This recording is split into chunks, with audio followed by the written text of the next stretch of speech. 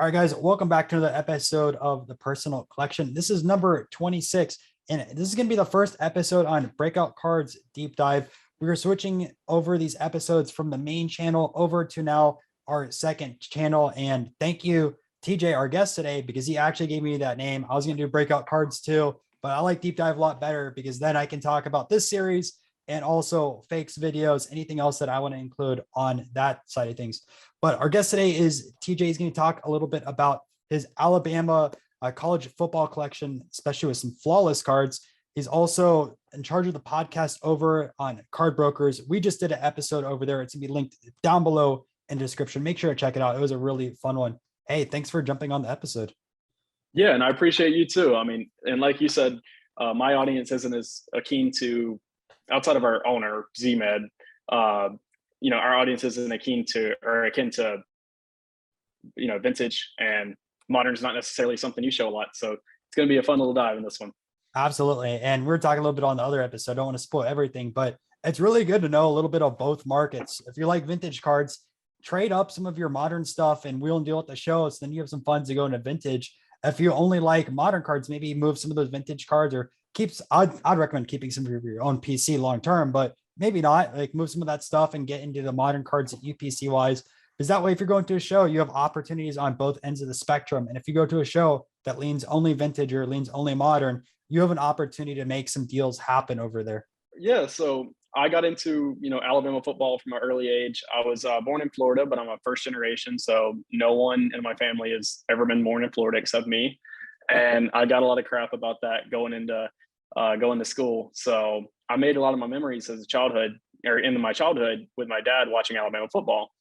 And actually through cards, I actually got to, fortunately made some money on the modern market and got to start taking my dad to games. So I took him to his first game at Bryant, where a young quarterback ran on the field who no one, knew about much. There was a little hype, and that was Tua Card. So that's why he's one of my guys. And recently I, took a little break from cards and I wanted to get back into it. And I was like, what do I actually really like? Because obviously everybody likes money, but if you don't enjoy what you're doing or you don't have a goal to make money, then what are you doing it for?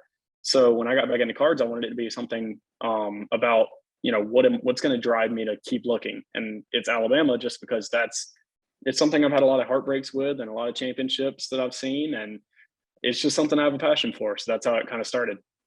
And now with some of those Alabama football cards, I know what's the history of those. I'm not too familiar if any releases, maybe like the 90s or earlier, but I know Panini created some high-end brands. I think there's Immaculate and Flawless. Again, I'm not a modern expert. Like, when did they start really getting into collegiate cards? And I also know now that Bowman has the NIL deal, so more Alabama cards for you to collect while they're at college. But take me through that history a little bit. So Alabama has a collection that released, I believe. I'm going to be correct on this. So put it up on the screen a little bit for everybody, but I think it was 1973, if I'm not mistaken. Really? That was one of their, so Alabama is one of those that got into the, different little markets all the time. So there's memorabilia out there where Alabama was licensed by Golden Flake, Alabama was licensed by this, that. Our two best coaches were known for getting as many sponsorships as possible in Saban and Bear Bryant. So there's some early cards out there, and it's really cool to see just because you get that vintage touch where you go chase those later down the road. Obviously I'm on modern right now, but players I've watched since 2008. But back to that. So Alabama is one of the premier colleges. In basketball, you have the Blue Bloods, which are, the bigger colleges. And Alabama is one of the football equivalent in college football that gets card sets like North Carolina got card sets back in the day. So Alabama got, I think they started out 2007. They had a release by Press Pass, which they're not. I don't know if they're making cards anymore. I assume not because I don't hear that. I don't think they are. I remember those early on though.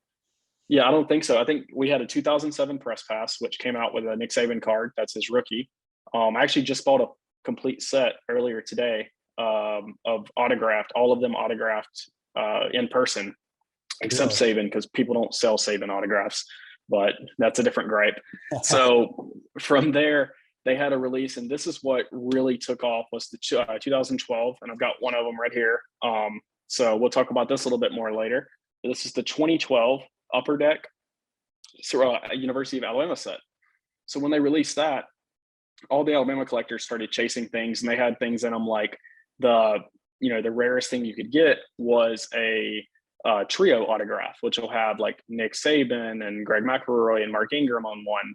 And that's what that's what grew the base of Alabama collectors. And they did that for Notre Dame. They did that for Texas. They did it for Alabama. And I want to say they did it for Kansas basketball and a couple others. I don't know. I mean, we can put the full list up on there for everybody to see, but it grew these collectors. And I've actually become good friends with them who went around and, connected with different fan bases based on buying all these hobby boxes and just trying to pull, these trio autographs and then build the entire sets. So from there, Alabama got another set in 2014 or 15 with Panini, and that's after Upper 8 lost their license. So 2015 Alabama Panini. I personally don't like it as much. It's not as visually appealing. An example of the 2012 Upper Deck. This was a blaster box. So this is what really sparked Alabama collecting. So it's interesting. I was say with those blaster boxes, was it like a regional release where it was only in Alabama and maybe some of the South, or were those distributed throughout the US? Because I know you mentioned some other schools as well, like Notre Dame. So did like a Walmart in Florida have Notre Dame and also Alabama, or was it like select locations? And I'm not completely sure about that because I think they were distributed in to hobby shops, like the hobby shops that got the Alabama 2015 Panini. And you could catch them in stores. They floated around sometimes in Walmarts around. Like I know we would get Texas from Panini. But as far as Upper Deck 2012, I don't know how they did that, but I think they did cases that went to mostly hobby shops, and they did have some in the area as well, because you'll have people like, oh, I pulled this from a blaster and I got it at Walmart back in 2012. So I think it was a little mix of both with the lean towards the hobby side. Was the hobby boxes like the same as the blasters, or those just two completely different things on that side of things? So it is. So this is like, I think these are one autograph in every case or something like that. One autograph in every 3 cases. Crazy and compared to what everything is today. It is just insane. And then I think the hobby boxes were 3 autographs per box or 1 autograph per box either way. I personally have never ripped a hobby box of it, unfortunately, and they have skyrocketed in price. So it's really hard to find. Ouch. All right, let's keep going with some of the different years. So you had 15, the Panini took over, and then 16. Mm-hmm. So in 2016, that's when things started popping as far as Flawless and the higher end brands, where Alabama gets a lot of favoritism just because, I think the card companies do a little scouting as well, and they realize like, oh, a player may not be a big name at Alabama, but he gets to the league and he shows out. People don't have his collegiate cards. So since the Alabama fan base has just grown as much, Alabama cards sell way higher than anybody else's. Like I can get a Juju Smith-Schuster from USC card, the same exact card, and pay less. He's a, debatable star in the NFL. And I'm paying the same as an undrafted free agent from Alabama for the exact same card. And it's just, it's insane. But that's what the fun of it is they've really taken over these high-end brands. But I think the biggest chase for all fans of Alabama is the Godfather, Nick Saban. And his cards have been a bit elusive. There's a couple guys who own most of them. So they're not letting them go. So we can't get them. And those are the Flawless and the Exquisites. So is there any Bear Bryant cut autos in any of these products? That'd be kind of cool to have like a booklet with Saban and Bear Bryant. I could only imagine what that would run at. I believe Leaf does cut autos with Bear Bryant. I don't know if they've done a Saban and Bear. I know they do cut autos of Saban because obviously he's not signed to with them, and he doesn't sign for any card company anymore, I don't think. But they actually just had a release last year of Leaf Art or something like that, and it had a cut Saban auto in it. So, but Bear Bryant does have cards in the modern products. So like this is one of his, more popular cards among modern collectors, which is the Icons. So it's a neat card, not worth a ton, but it's a neat card. Still popular on that side of things. And then I was going to ask as well, you're talking about like the JuJu card. So with like Flawless, Alabama Flawless, a collegiate card would be worth just as much as a player in their NFL then? Because I know like I bought a Cooper Kupp in Montana. I know he's not a Alabama player, but his immaculate RPA was significantly less than his pro football one. So for another example, an Alabama player, they would be worth the same then about that. I wouldn't say it depends on the Alabama player. So some will be worth more in their Alabama uniform than they would be their pro uniform because they can be a star in college and they're always going to be known as a star in college. But if they bust in the NFL, who wants them in their NFL jersey? So So how about like Tua right now with the market? What's worth more, the Alabama Tua stuff, or is like the NFL Tua stuff worth more? definitely the NFL Tua stuff. I mean, that it's just going absolutely bonkers. I've actually, I just picked up this. So I'm a big Tua believer. So I'm a lot or a big partial The to cracked ice. Tua. I Yes, remember, I think you posted that on Twitter. I was like, that's sick. Was it an autograph one or was it base? I can't remember. it was just a base, but it was the cracked ice, which is a popular seller in modern cards, as everybody likes that design of it's just the way the light shimmers off of it. People like shiny stuff. So No, but those yeah, are so insane cards. but yeah, the pro stuff, it just all depends on player. But if it's a star player, definitely their pro stuff. Like I can get a Mac Jones flawless Alabama card for say $400 or $500 on the higher end. But a flawless when it hits the market for the Patriots is going to be astronomical. Yeah, I can't imagine what that Mac Jones is going to go for. And what those collegiate releases also. So let's say like Mac Jones 3 or 4 years from now, still playing the NFL. Is he going to have some more cards in the Alabama releases of those years for collegiate, or is it only focused on the players that are graduating that year? How does that work? So in collegiate cards, they'll do some throwbacks sometimes. Like they'll do like all-time alumni. Like that's a big line. I was trying to see if I had one laying around. Oh yeah. So this is one of my favorite ones. This is Derrick Henry. So this is from 2021. Obviously, he's well established in the NFL in 2020 or 2021. So they do like this is Campus Legends. That's an insert. So they'll focus on that.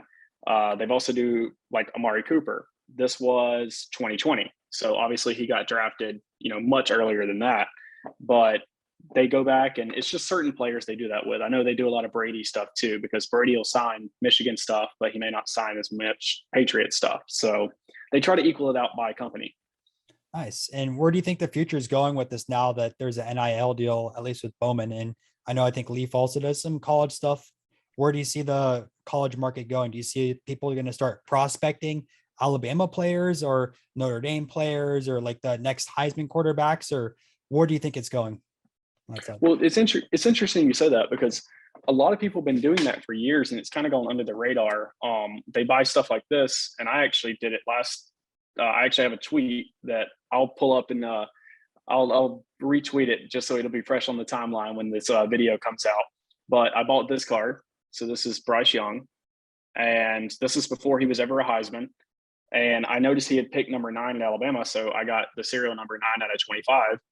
And it's just a high school card, and people have been doing that for a while. And in my tweet I said the next Heisman winner ... and he hadn't won the starting job yet, ended up winning the Heisman. My bias paid off for the first time. And so people do that. They've been doing it for a while, where these high school players would sign, they don't get paid because, or quote unquote didn't get paid, and did all these signings for Leaf. Yeah. So, and like if you look back, Derrick Henry Leaf cards just go for crazy money, and people have been prospecting high school cards for the longest time. Now with the college deal, it's going to be a little interesting because they're signing while they're in college. We've seen Bowman come out in the past, and like right now there's Bryce Young Bowman that came out in November. Bowman next, and they don't sell for quite as much as you would think. And I think it's because people are looking back at the Bowman of the past, where they were signing going into the NFL and comparing them to those prices. And I don't know if that's the right approach, because back then they would have that come out, and then the next year they're in the NFL. Well, if Bryce Young comes out in his freshman year, then he's not going to have a card for 3 more years that's in a pro jersey. So I'll be interested. I don't know how the market's going to approach that. I think it's just going to be team by team. But I think it's going to be something to watch, and hopefully a market I can play in. A little selfish, but I kind of hope it reflects the baseball card market and how people chase after the first Bowman Chromes and also the rookie. Mm-hmm. It'd be really interesting to see those two markets at least line up for a little bit for a first time, where people now are going to chase after these 19, 20-year-olds in football and also baseball. So the baseball collectors don't seem as crazy. When you saw all the hype between Jason Dominguez when he's 16, 17 years old, and people are now dropping a $500,000 on his 1/1 superfractor auto. Can only imagine like there's an Alabama quarterback that people think are going to win the Heisman, buying like a superfractor for a Bowman, and what that would go for an auction. That's going to be interesting. I'm definitely going to open a few boxes and join a few breaks, but I think it's going to be it's going to be a little different because in minor league, you've got like certain players, like I think Tatis had his first Bowman was like with the White Sox. So people don't really care because it's like, oh, they're all MLB teams. But then in the South, especially, like I'm not going to buy a card of an Auburn player. I just can't do it. I'm not going to buy a card of a Florida player that has Florida on it. So I think that kind of brings the market down too, where it's just subject to that fan base. So obviously the Bama fan base is going to keep their market up. Like Nick Saban autos are insane nowadays. But what do those run at, by the way? So you can get lower end ones for right at, 300 to 400, 500, 600 maybe. I think I'm going to send 5 of mine off at 200 a piece to get signed at a private auction or a private signing, just because I want them on a display. But typically around that area. And then you've got the exquisites, which no one really knows because they were all acquired before the boom by one collector who bought the entire rainbow, it's insane. We'll put a visual up for everybody to see. It's if that hit the market today, it would just blow the doors off. But Saban autos are mostly secondhand, so no one really knows what a true Saban auto would do. It's just exquisite and flawless then for his autographs. Doesn't have anything else. He has the Alabama card, so like this card for him. Yeah, so he has an autograph in this. I think it did 800 at last auction in January, February. I'll put a graphic up because I have it on my phone. But other than that, I don't think he has many others. I know he has like a couple where it's like, oh, there's a 1/1 canvas out there that he signed. But other than that, he doesn't have like a card that comes out every year where he's signing a, upper deck card. I got you. Now, obviously, you know quite a bit about modern. Do you want to give people a few different tips on the modern side of cards beyond just the collegiate? Maybe some football, baseball, or basketball that you know? Yeah, I think the biggest thing in modern, which you don't really see in vintage as much, is when you're dealing with it, you have to think of the color a lot more. And Ryan and I talked about this a lot too. But obviously the gold is always going to have an appeal. So in some lines, gold is going to be your out of 10s. But, like for instance, a gold flawless is out of 25. So a lot of people buy that over certain colors that collide with jerseys or stuff like that. You have to really pay attention to the parallel and understand, is there a multiplier here that is going to counter the price or counter the serial number on there? So for instance, in Prism Football and a lot of the Panini releases, they do like FOTL, which I actually have one right here. So this card is FOTL out of, it's out of 15. So it's called like neon orange Pulitzer. So when you have specialty cards like that, like you'll get shimmers out of them, and like Prism has shimmers and basketball has Pulitzers and stuff like that. And you'll have cards that are true colors, and then you'll have these, which are special release parallels. So the serial number can't determine everything. And sometimes when you have colors that collide, like if you have a Aaron Rodgers flawless and there's a purple on there, it's probably not going to sell as much as a green would. So they'll have like color match cards, which are going to supersede the serial number on the back of it. So it's things, little niches like that you have to look for, and just think of aesthetics. As we get away from base cards, people are looking for colors. And for me, I look at that more than anything. I would rather have a ruby, like I showed my Derrick Henry earlier, a ruby with the crimson, or a gold with the crimson, than I would a green out of 5. And I think it's things like that that people have to look at as the market evolves. And then same thing on with like on-card autos and the patches too. There's obviously multipliers on that side of things, right? Yeah, for sure. And I've got a good example of that is a lot of people like in my collection. Hold on, I'll find it because it's a good one. So this patch, say you take this patch right here. So this is a booklet, which a lot of people don't like, but you see the patch right here is just one single color. Well, it's not appealing. And they call it napkins because there's nothing on it. So you'll have like a 2-card patch or a 3-card patch. But if you get a logo patch, the part of the logo matters. So I picked this up off of Twitter, and this is Sick. a patch. Yeah, so it's from the Chick-fil-A kickoff game, and they do that a lot in the collegiate bowl or the collegiate cards and stuff. And I've had people offer me to trade me the same card for, you know, plus X amount of money, and it's the same patch, just a different part of the jersey, because they want the, you know, the Chick-fil-A logo and the chicken in it. So it's stuff like that, just like crazy stuff. Or there's a famous one, Ronda Rousey. I won't get into Yeah, what it says on the card. we know what that one says. That's so funny. Those Yeah, go for so a few you'll have, $1,000s, I'm pretty sure too. yeah, it's absolutely hilarious, just because it's things like that that make modern cards just insane. Like when the Henry Ruggs situation, where he like obviously, you know, hit somebody in traffic, and then all of his cards that were like, you know, flamethrowers or something, I'm like, are all popping off and going for money. It's just, it's stuff like that, the gimmicky stuff that's out of modern, that, you know, a lot of people buy, and who knows why. Can you imagine if OJ was around when like they had the modern card scene? Oh my What would happen? goodness. Especially in like the Bronco chase. Oh, I could just imagine like, man, during the Bronco chase, some YouTubers would have like a stream going on, just like an eBay or MySlabs looking for what's sold. Boom, boom, boom, boom, boom, boom, boom, all across the board on OJ, like parallels or jerseys or autograph cards during that. I couldn't imagine, man. and I'm sure you'd have something like when the Henry Ruggs thing happened and his car caught on fire and his Infuego card went crazy.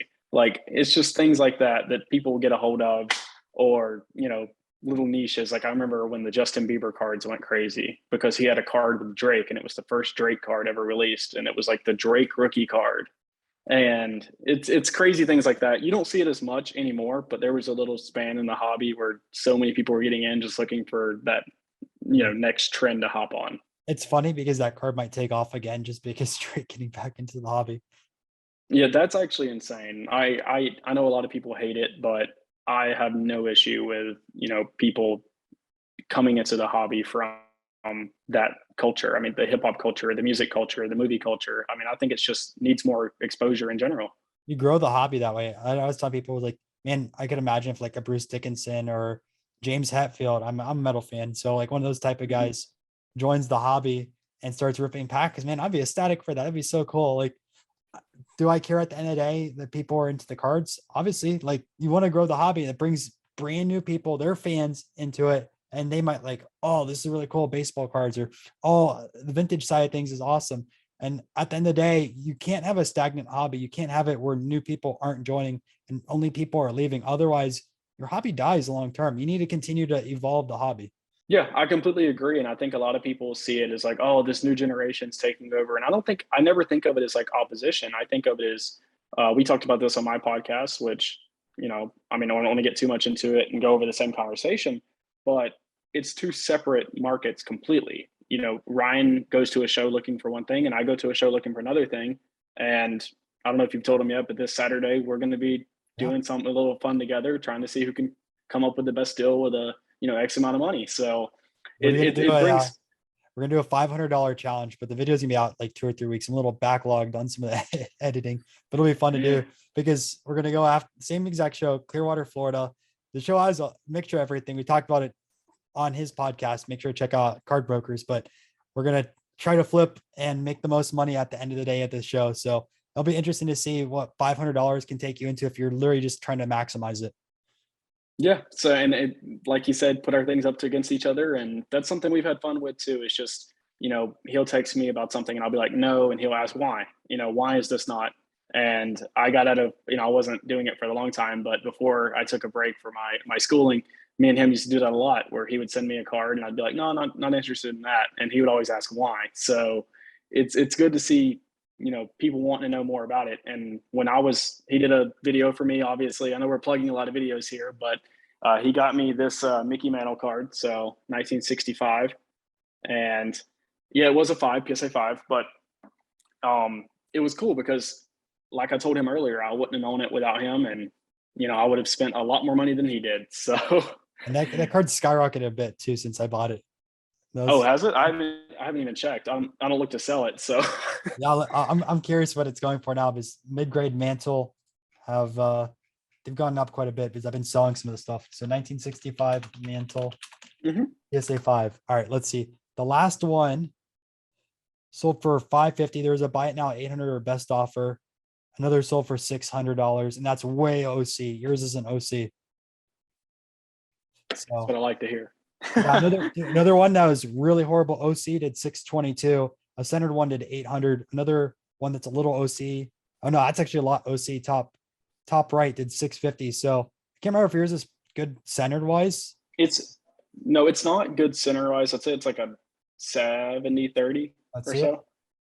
So it's got Okay. the Yeah, it's got the about some of small on those one are like side, 650-ish. They're going but for. top bottom is like 60-40. So I mean, it's not Six- nothing. It's not anything to complain about.